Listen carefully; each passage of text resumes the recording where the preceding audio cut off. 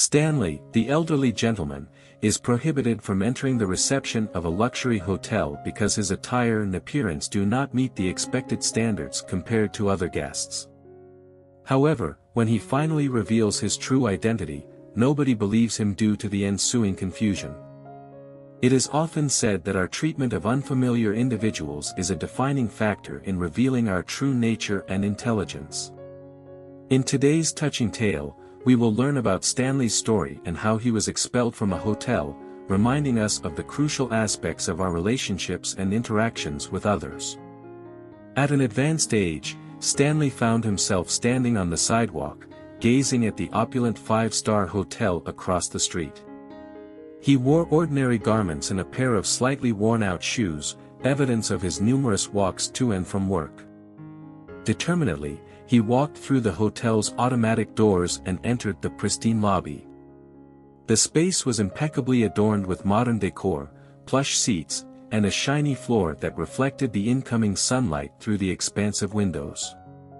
In the reception area, a well-dressed woman stood with flawless posture and subtle makeup, flaunting a pair of exquisite heels.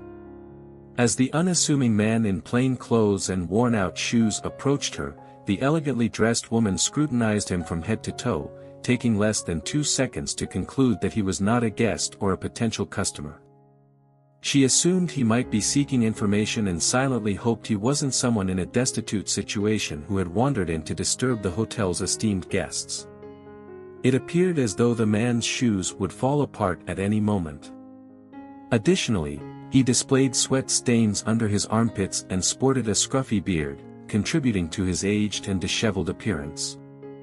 Approaching the poised receptionist, the old man greeted her and expressed his need for a room for just one day. While uttering these words, he reached into his pocket and retrieved his wallet, an aged artifact containing several large bills, along with a solitary credit card and a stack of documents. Nothing within his wallet hinted at his similarity to the majority of guests that frequent a five-star hotel. Observing this, the woman motioned for him to cease searching for money, cards, or any other items within the wallet, as she explained that he would be unable to secure a room for the day. All the available rooms were already occupied, she stated. The old man reluctantly returned his wallet to his pocket and glanced at the lady behind the reception desk. Mariana was her name. He then said, "Mariana, I went through a great deal to get here. I have exhausted all options outside the city in search of a room. Do you have at least 12 vacant accommodations?" Behind Mariana, a line of key cards indicating adjoining rooms was visible, suggesting that those cards had not yet been claimed by any guests. Feeling cornered, the receptionist decided that honesty was the best approach and attempted to explain the situation to the man without losing her composure. "My lord, I comprehend that this is an upscale hotel catering to a high-class clientele who typically arrive here via car or executive taxi. It is not the kind of place accessible to everyone on foot. We have a reputation in the city that we cannot jeopardize by assigning one of our vacant rooms to someone who does not belong to the same social echelon as the rest of our guests. I hope you understand my perspective." The old man listened patiently, his fatigue evident in his worn-out appearance. Yet, he welcomed each sentence uttered by the young woman.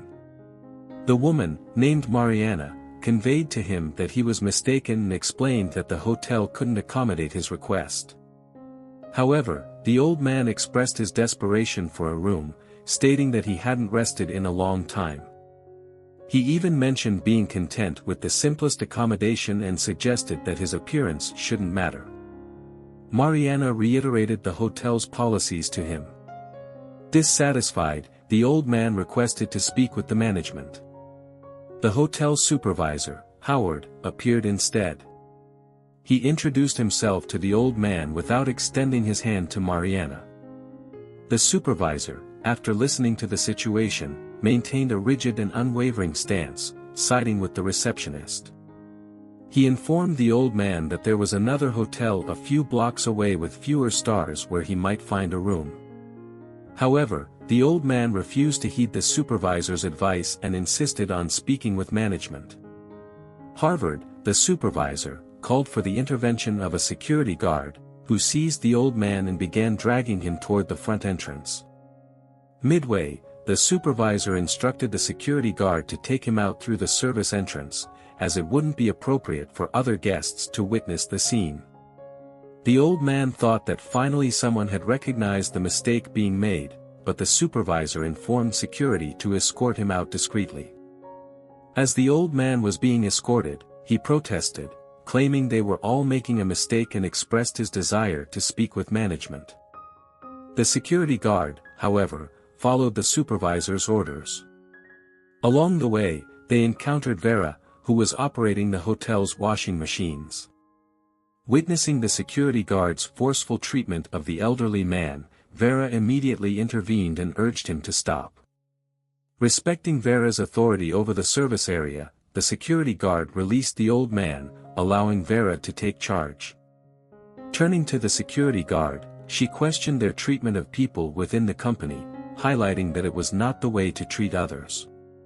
The security guard simply stated that he was following orders and suggested that if she had any complaints, she should address them to the supervisors. Vera reassured the old man, offering him her support. She introduced herself and asked for his name. With his eyes closed and his hand pressed to his forehead, the old man replied, "You can call me Stanley." Vera promptly retrieved a white pill, realizing that he had a headache, and offered it to him. Expressing his gratitude, Stanley informed her that his shift was over and he was waiting for his husband to pick him up. Meanwhile, a couple of chambermaids noticed Vera conversing with Stanley, observing his worn-out clothes and disheveled appearance. The chambermaids playfully teased their colleague, implying that her husband wasn't as qualified as the man before them. They exchanged light-hearted banter, unaware of Stanley's presence. Stanley, however, took no offense and even found humor in their conversation.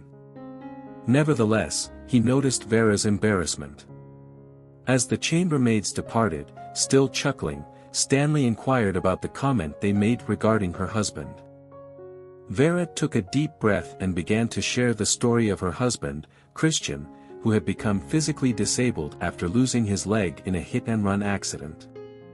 A negligent driver ran a red light and crashed into the front of Christian's car while he was crossing the street. The collision resulted in the severe damage to his leg, and despite the efforts of the doctors, they couldn't save it.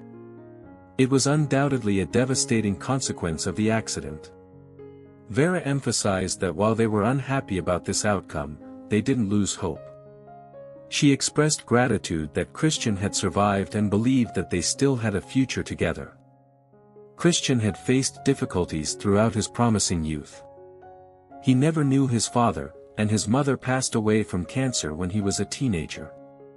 He had spent a significant amount of time living in a shelter until he completed his studies and started working. It was during this time that he met Vera, and they struggled to make ends meet with their modest monthly income. They resided in a small and simple house on the outskirts of the city. Apart from their humble dwelling, their only valuable possession was a second-hand car they had purchased with years of savings and sacrifices. Christian used the car to work as a ride-share driver, and at that moment, he was on his way to pick up Vera from work. Stanley accompanied Vera from the service area, where the security personnel had previously escorted him. He was pleasantly surprised when they arrived at Vera's house and met her husband.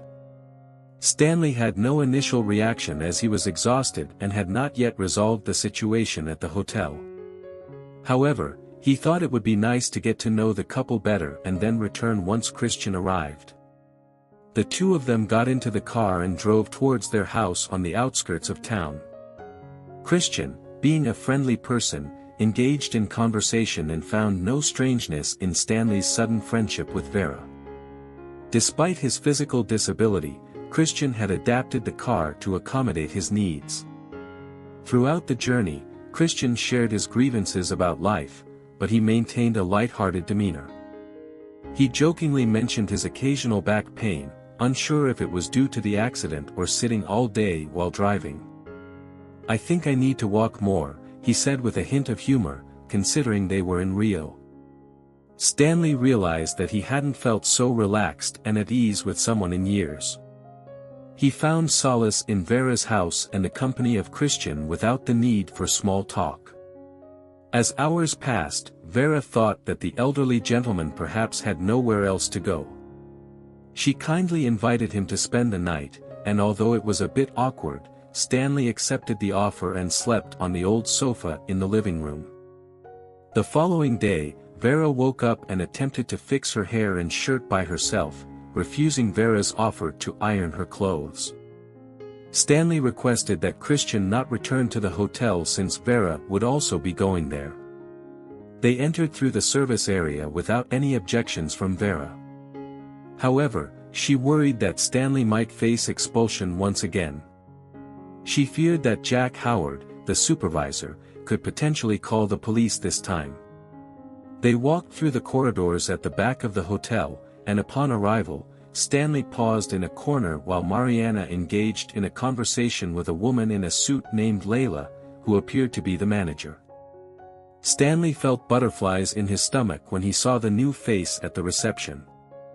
Layla asked for permission from the manager and approached him, already mentioning that he needed to leave. However, when she observed the behavior of the receptionist, Layla's face turned pale.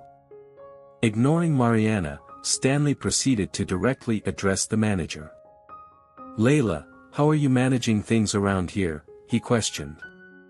"I was about to promote you to oversee other hotels in our network, but it seems that these employees have no idea who they work for." Layla immediately began apologizing to Stanley for the situation. Meanwhile, Mariana finally realized that she was standing before the owner of the hotel. She expressed 1,000 apologies, admitting that she didn't recognize him in his current attire. Stanley attempted to show his identification documents to Mariana, but the receptionist didn't even allow him to present them. He explained that his clothing was a result of his monthly volunteer work at an animal shelter in the area. He had been occupied with organizing things and hadn't had the chance to change or even carry a cell phone to call for a ride home. Consequently, he decided to visit one of his nearby hotels. Stanley voiced his dissatisfaction, stating that all of this treatment was unacceptable. He emphasized that it wasn't because he was the owner of the place, but rather, the treatment was simply cruel and lacked even the slightest consideration for a fellow human being. Stanley expressed his intention to reassess the roles of all employees within the hotel, acknowledging that there was no guarantee for the receptionist, supervisor, manager, or security to retain their jobs. However, he made it clear that Vera, who had demonstrated exceptional competence in managing the service area, was someone he trusted and valued. She had proven herself capable of handling challenging situations, making her indispensable to the hotel's success. In light of this incident, Stanley found solace in knowing that he had found someone reliable who upheld the hotel's standards, regardless of its star rating. Mariana, who had made a mistake, pleaded not to be dismissed and expressed a willingness to change. Stanley responded that she could stay but would be required to undergo a month-long internship in the service area, where she would work with elegant attire, jewelry, high heels, and makeup. Mariana refused, stating that she would not partake in such a punishment as it would make her feel humiliated and diminished. In response, Stanley looked at her with compassion, placing his hands on her shoulders, and calmly said, "Imagine you believe that working as a cook, cleaning lady, or chambermaid is a form of humiliation. Do you consider these individuals beneath you? Well, let me tell you, they are highly deserving and worthy individuals. Your punishment, fueled by your arrogance, affects all of us. The only thing that is truly unacceptable here is your lack of humility." The following day, a man dressed in a suit and tie arrived at Vera and Christian's house in the late afternoon. He introduced himself as someone handling matters on behalf of Mr. Stanley. By then, it became apparent that the man in the suit was actually Stanley, the boss of the hotel. It was difficult for Vera and Christian to comprehend how everything had unfolded. The man in the suit brought good news. Christian would receive a state-of-the-art prosthetic leg and access to physical therapy for pain management. Additionally, they would be relocated to a better and more spacious home in a commercial area closer to town. Furthermore, if Vera agreed, they would sponsor an intensive administration course for her, preparing her for a higher-level position at the Vera Hotel. Vera and Christian were astonished by this news. They were grateful, yet at the same time, felt it was an excessive gift for a couple who hadn't done anything particularly extraordinary for the man in the suit. In response, the man explained that the world often produces individuals who are proud, selfish, and petty. Acts of kindness like the one Vera and Christian demonstrated are rare and serve as a reminder of what truly matters in life. It reminds us of the joy that comes from connecting with others and making a positive impact. If you enjoyed this video, please show your appreciation by leaving a thumbs up. And don't forget to check out other videos that may captivate you. Wishing you a fantastic session, and see you next time in the next video. Thank you for watching until the end. Please give this video a like and subscribe to the channel. Comments are also welcome, so please leave them in the comments section below. See you in the next video. Bye.